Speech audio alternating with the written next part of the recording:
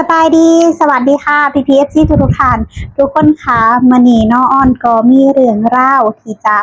มาเล่าสู่ PPFC ฟังนะเนื่องจากว่าน้องอ้อนก็ได้แบบว่าเว้าง่ายก็คือได้มีประสบการณ์ฝากท้องก็คือฝากครรภ์ที่ไทยเนาะแล้วเราก็มีประกันสังคมด้วยซึ่งมันดีต่อแรงงานลาวทุกคนหลายทุกคน อันนี้ก็อยากมาบอกต่อแล้วก็มาแชร์ต่อให้หลายๆคนได้รับรู้เนาะว่า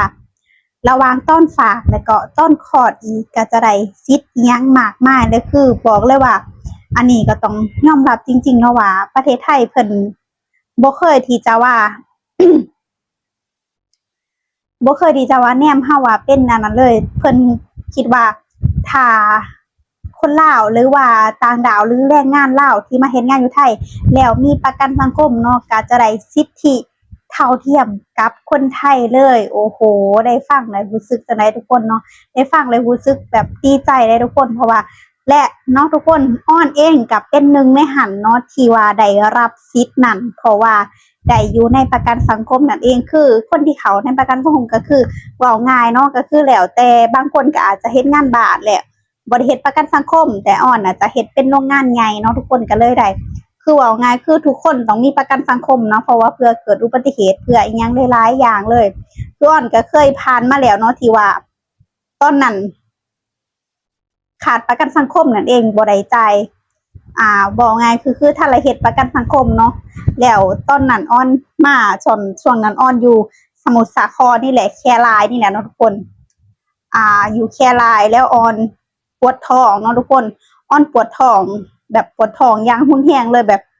กินยาหยังก็บ่เซาแบบโอ้โหจังบิดทั้งอีหยังเลยคือสารพัดเลยแต่พออ้อนได้ไปโรงพยาบาลแล้วเนาะอ้อนก็รู้สึกว่าเออที่แรกอะอ้อนคิดว่าโอ้ยค่าใช้จ่ายมันต้องแพงแน่ๆอ้อนคิดว่าค่าใช้จ่ายมันต้องหลักพัน2,000 3,000แน่ๆเนาะแต่ที่ไหนได้เนาะค่าใช้จ่ายบ่ได้แพงถึงขนาดนั้นคือค่ายาค่าเพิ่นก็ฉีดยาเพิ่นก็ให้นอนพักจักหน่อยแล้วเพิ่นก็มาตรวจเบิ่งแล้วก็ฉีดยาให้แป๊บเดียวก็ประมาณ30นาทีนี่แหละเนาะให้นอนเบิ่งอาการรอดูอาการว่าเป็นหยังบ่ถ้าบ่เป็นหยังก็กลับบ้านได้เนาะแล้วเพิ่นก็ได้เบิ่งอาการแล้วก็อ้อนก็บ่เป็นหยังเนาะแล้วเพิ่นก็เอิ้นแฟนไปจ่ายเงินแล้วเพิ่นก็จ่ายยาให้นั่นเองเนาะแต่ว่าค่ายาตอนนั้นเนาะเท่าใดนะเหมือนอยู่ราวๆประมาณ500กว่าบาทนี่แหละทุกคนอ้อนโอ้โฮโล่งใจเลยเนาะเพราะว่าตอนนั้นก็ถ้าว่ามีเงินหลายบ่ก็ยังบ่มีเงินติดโตประมาณ 2,000 เองมั้งตอนนั้นเนาะคิดว่าโอ๊ยตายแน่ๆเลยถ้าแบบเกิดอิหยังขึ้นมาต้องเรียกเงินก็คือสิแบบขอยืมทั้งเอื้อยทั้งหยังไปก่อนแหละแต่ว่าโชคดีนะที่ว่าบ่ได้เป็นหยังแล้วคนที่ได้เข้าประกันสังคมได้เสียบ่ได้เสียเนาะเราเสียประกันสังคมทุกเดือนแล้วบ่ว่าจะเป็นช่วงนั้นแฟนอ้อนขี้เหล็กเข้าตาเนาะทุกคนขี้เหล็กเข้าตาแบบอันนั้นเลยพอแบบนี้บ่สามารถที่จะไปโรงหมอได้ก็เลยไปคลินิกเนาะไปคลินิกเพิ่นก็คีบออกให้เนาะแล้วก็เสียค่าใช้จ่าย400เนาะก็เอาไปเบิกนำนายจ้างได้นายจ้างก็ได้จ่ายเงินให้เราเองอ้อนว่าดีนะดีที่เรามีประกันสังคมเนาะประกันอุบัติเหตุประกันหรือบ่ว่าจะเป็นพวกหรือว่าพวกแบบว่าเหล็กทับอิหยังหรือว่าคือเครื่องอิหยังสักอย่างนี่มีคนหนึ่งเนาะที่ว่ามืออันนั้นไปเลยเนาะมือขาดไปเลยเนี่ยฟังเนี่ยออกไปเลยทุกคนเลยแบบบ่ระวังในเครื่องเพราะว่าเครื่องอยู่ในโรงงานอ่อนน่ะมันบอกไงคือมันมีอันตรายและก็บ่มีอันตรายหั้นนะคือเราต้องระมัดระวังให้ดีแล้วเพิ่นดีนะที่ว่ามีประกันสังคมเนาะเพิ่นก็คือค่าแรงเพิ่นก็จ่ายปกติเนาะว่าง่ายคืออาจจะเป็นประกันสังคมและมั่งจ่าย PFC ค่ะเนาะอ้อนก็บ่ฮู้แน่ชัดคือกันว่าเป็นนายจ้างจ่ายหรือว่าเป็นประกันสังคมจ่ายเพราะว่าหยุดงานประมาณเดือนนึงเนี่ยเนาะเพิ่นให้หยุดบ่ให้ลงเฮ็ดงานเนาะแต่ว่าจ่ายเงินให้ทุกวันเนาะจ่ายเงินให้ทุกวันก็คือวันเสาร์ทุกคนที่ไปรับเงินเพิ่นก็ได้สามารถขึ้นไปรับได้เพราะว่าเพิ่นถึงเพิ่นบ่ได้เฮ็ดงานเพิ่นก็ได้รับเงินนั่นน่ะอ้อนว่าดีนะที่ว่ามีประกันสังคมแล้วสุดท้ายนี่ก็คืออ้อนนั่นเองเนาะหนึ่งในหันเนาะอ้อนได้ไปฝากคันเนาะอ้อนก็ได้ถามคนที่อยู่ในอยู่ในโรงงานเนาะแต่ก่อนเพิ่นไปฝากคันละหลายปีแล้วแหละเพิ่นถามว่าอ้อนถามว่าไปฝากคันนี้ มันเสียค่าใช้จ่ายยังบ่เพิ่นก็เลยบอกว่าเอ้ยบ่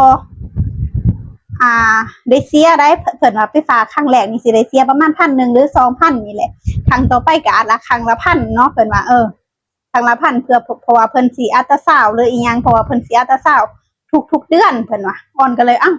เขามีประกันสังคมก็เสียบ่อ่อนก็เลยว่าเขาก็เลยบอกบ่ฮู้คือกันอาจจะต้อนรับมันถ้าได้สิทธิ์บ่หรือจังใดนี่แหละเนาะแต่เพิ่นก็บอกว่าพอดแล้วเพิ่นก็จะได้เงินในส่วนนั้นประมาณโดยเงินโดยประมาณ4หรือ5หมื่นนี่แหละจะได้กลับคืนมาหั่นนะที่เพิ่นจ่ายไปนะออนก็เลยแต่พอออนไปฝากแล้วออนคือว่าโชคดีแฮงเนาะ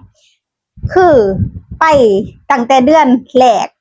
ถึง5เดือนที่ผ่านมานี่ออนบ่ได้เสียหยังเลย PPFC ค่ะออนบ่ได้เสียหยังเลยออนออนบ่โล่งใจอะลิ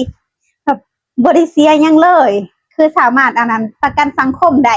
โอ้ยออนว่าดีอะลิคนอื่นไปคือว่าเสียหรือว่าตอนนี้อาจจะเปลี่ยนกฎหมายใหม่บ่หรือจังไดออนก็บ่แน่ใจคือกันคือออนไปฝากนะกับบริเซียครั้งแรกเนาะกับบริเซียคือก็จะก็ยื่นบัตรที่เฮาได้บัตรของเฮานั่นแหล้วเนาะก็ยื่นให้เพิ่นว่ามีสิทธิประกันสังคมอย่างประมาณที่แรกออนไปนะออนไปคิดว่า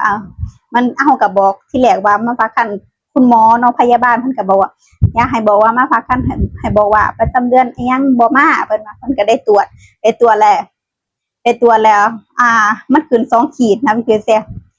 PPFC ค่ะเพิ่นบอกว่าให้มาฝากเด้อแผนกสุติจะเปิดวันจันทร์ถึงศุกร์เพิ่นเพราะว่าตอนนั้นออนไปวันอาทิตย์เนาะพอดีออนไปวันจันทร์เนาะทุกคนออนไปวันจันทร์หรือวันพุธอาจจะวันพุธนี่แหละออนไปวันพุธเนาะออนไปวันพุธแล้วเพิ่นก็ตรวจให้แล้วก็เห็น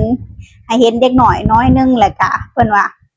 สรุปท้องนะได้8สัปดาห์แล้วก็คือได้2เดือนแล้วนั่นเองเนาะก็เลยฝากน้ำเพิ่นเลยเนาะและเพิ่นอัลตราซาวด์ให้แล้วก็ค่าฝากค่าหยังก็บ่ได้เสียเนาะรอบที่สุด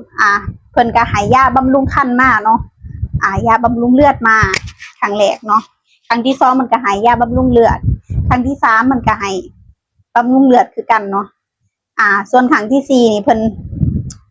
เหมือนคล้ายๆว่าครั้งที่3นี่เพิ่นตรวจเลือดได้ทุกคนเพิ่นตรวจเลือดเนาะเพิ่นบอกว่าให้เอาแฟนมาตรวจน้ำอ่อนก็เลยบ่ได้พาไปจ้าเทื่อเนาะกำลังเดือนที่5ออนได้พาไปคือไปวังยานี่เนาะออนคือตัวเลือดปกติเนาะบ่เลือดดีหั่นนะ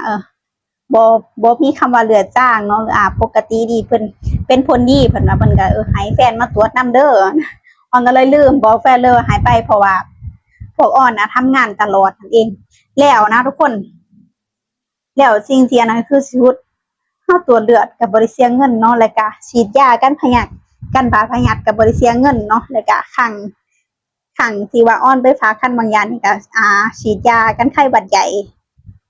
ฉีดยากันไข้หวัดใหญ่ส่วนแฟนเนาะส่วนแฟนเหมือนคล้ายๆว่าอาจจะบ่ได้ท้องเองหรือจังใดก็บ่แน่ใจคือกันเนาะเพิ่นบอกว่าต้องเสียเงินเด้อตรวจเลือดใส่ตรวจเลือดใส่อ้อนนะเนาะก็คือบ่แม่นใส่อ้อนดอกใส่ลูกเนาะเพราะว่าจะได้ฮู้ว่าลูกจะเป็นผลเลือดหยังหรืออีหยังก็บ่อาจจะสุขภาพอาจจะเบิ่งสุขภาพอาจจะเบิ่งเลือดคุณพ่อคุณแม่ดีหรือเปล่าอะไรประมาณนี้เนาะอ่อนก็บ่แน่ใจนะทุกคนก็อาจจะเคยตรวจแม่นบ่จ้ะ PPFC ค่ะเคยตรวจนํกันบ่อ่อนก็บ่เคยเนาะแต่ว่าเพิ่นก็ได้ตรวจเนาะตรวจไส้อ่อนนะเพิ่นว่าเสียค่าใช้จ่ายนะยอดรวมประมาณ800อ่อนก็เลยเว้าหยอกแฟนว่าเฮ้ยบัดข่อยไปแต่ละเทื่อบ่เห็นสิเสียเงินเจ้ามาตรวจเลือดเทื่อเดียวจะเสียเงินเพิ่นบอกว่าแต่เพิ่นกับพยาบาลมันก็แนะนำมาเลยว่ามันบ่ได้อยู่ในอันนี้เด้อส่วนของแฟนเพิ่นว่าก็เลยเข้าใจแต่ก็บ่เป็นหยังดอกเสียส่ำนั้นเนาะเพราะว่าอ่อนไปตั้งหลายเดือนยาอิหยังก็ได้กินตรวจเลือดก็ได้ตรวจแล้วก็ได้อัลตราซาวด์อิหยังตลอดคือได้ฟรีเกือบแทบทุกอย่างเลยเสียค่ารถแค่50บาทถ้าเอาไปคนเดียวนั่งไป25บาทนั่งมา25บาทอ่อนว่าแบบโชคดีอลีนะที่ได้ฝากคันที่ประเทศไทยนั่นเองและก็เนาะคนที่ท่านไรเฮ็ดประกันท่านไรทองกะอยากให้เฮ็ดประกันไว้เนาะเพราะว่าวันหยุดหรือวันอีหยังเฮาก็ได้เงินตามกำหนดไว้แล้วเพิ่นก็แอบเซลๆมาอีกนะเพิ่นบอกว่าอ้อนก็คือคุณแม่นั่นเองเพิ่นบอกเพิ่นจะเอิ้นว่าคุณแม่คะถ้าคลอดแล้วสามารถเบิกประกันได้นะ ประมาณเท่าไหร่นะประมาณ4 หรือ 5 หมื่นนี่แหละออนว่าจริงเหรอออนวะเขาบอกว่าจริงเนาะอาจจะนายจ้างจ่ายและกับประกันจ่ายค่ะบอกอ่อนว่าแต่กะถ้าเบิ่งต่อไปนะพี่พีเอฟซีค่ะแป๊บเดียวเองนะพี่พีเอฟซีค่ะเดี๋ยวก็จะได้เห็นร้านทรายแล้วเนาะเพราะว่าน้องอ่อนน้องอ่อนนะลูกเป็นผู้ชายน้องเพิ่งได้รู้เลยค่ะค่ะบอกว่าแข็งแรงดีออนก็ต้องรู้กันต่อไปค่ะว่าจะเป็นยังไงเดี๋ยวออนก็จะมาอัปเดตเรื่อยๆค่ะแล้วก็ส่วนที่ว่าคนที่มีประกันสังคมมันดีอย่างนี้นี่เองคนที่ไม่มีก็ไม่เป็นไรเนาะเราก็จ่ายตังค์ไปแต่ว่าเรื่องการดูแลนี่ต้องไว้ใจโรงพยาบาลไทยเนาะดูแลอย่างใกล้ชิดดูแลอย่างเนี้ยคืออ้อนบอกเลยว่าเพราะว่าไก่จะขอดแล้วนะยังอีกประมาณ4 เดือนเองอ้อนกับบ่ฮู้ว่าจะขอดก่อนกำหนดหรือว่าจังใดเนี่ยเดือนต่อไปเพิ่นก็นัดให้ไปตรวจน้ำตาลหรือจะได้ขึ้นน้ำตาลกับบ่แน่ใจเพราะเพิ่นบอกให้เอามะนาวไปนำนะต้องรอติดตามตอนต่อไปจาก PPFC ค่ะนี่แหละเนาะเรื่องดีที่เฮาเฮ็ดงานอยู่ประเทศไทยอย่างถูกกฎหมายและก็ได้เฮ็ดประกันสังคมไว้เนาะก็จะมีเรื่องราวดีๆแบบนี้เนาะฝากคันก็บ่ต้องเสียเงินตรวจเลือดก็บ่ต้องเสียเงินเนาะได้ยามากินได้แบบเพิ่นดูแลอย่างใกล้ชิดนั่นเองในอัลตราซาวด์อะไรอีหยังหลายๆอย่างเลยจาก PPFC ค่ะโอเคเนาะจ้ะคลิปนี้เนาะอ้อนจ้ะมาเว้าเรื่องคุณประโยชน์เนาะของ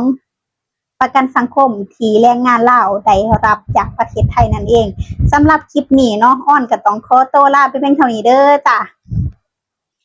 ขอบคุณ PPSC ทุกท่านที่รับชมรับฟังและเป็นกำลังใจให้จ้า